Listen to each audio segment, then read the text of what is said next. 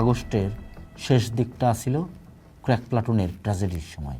Pakistani intelligence আর তাগো দেশীয় দোসররা মরিয়া হয়ে উঠছিল এই বিচ্ছুক ধরার লেগা। গেরিলাগো মধ্যে সমন্বয় বা গোপনীয়তা কোথাও একটু ফাঁকফোকর তৈরি হয়েছিল মনে হয়, অথবা কোনো ধৃত মুক্তিযোদ্ধার উপরে অমানসিক টর্চার কইরা তথ্য বাইর করা হয়েছিল। 29 আগস্ট দিবাগত রাত, 30 আগস্ট ভোরবেলা ঢাকার বিভিন্ন জায়গা থেকে ক্র্যাক প্লাটুনের অনেক সদস্যরে ধইরা নিয়ে যাওয়া হয়।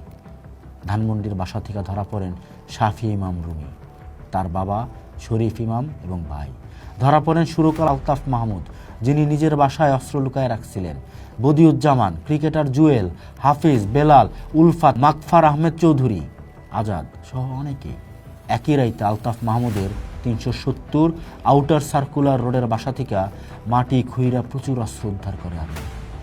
ধরা পড়নের পর তাগো নিয়ে যাওয়া হয় নাখালপাড়া ড্রাম ফ্যাক্টরি সংলগ্ন হোস্টেলে, যেইখানে অমানসিক নির্যাতন চালানো হয়েছিল তা ভাষায় প্রকাশ করা সম্ভব না।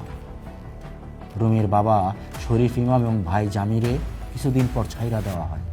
রুমির মা জাহানারে ইমাম এবং আত্মীয়রা রুমিরে ছাড়ানোর জন্য মার্সি পিটিশন, ক্ষমা প্রার্থনা করার কথা ভাবছিলেন, কিন্তু রুমি সাফ জানায়া দিছিল, বিনা বিচারে আমারে মারলে যদি আমার দেশের উপকার হয় তাইলে তাই হোক, তোমরা পাকিস্তানিদের কাছে আমার প্রাণ ভিক্ষা চাইবা না, আমি মাফ চাইব না।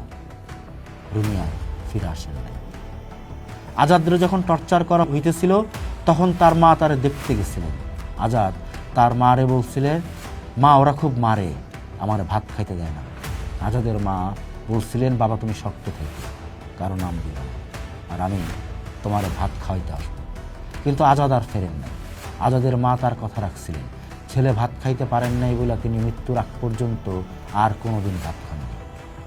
ক্রিকেটার জুয়েলের হাতের আঙ্গুলগুলা ভাঙা দেওয়া হয়েছিল যাতে তিনি আর কোনোদিন বল বা ব্যাট ধরতে না পারেন।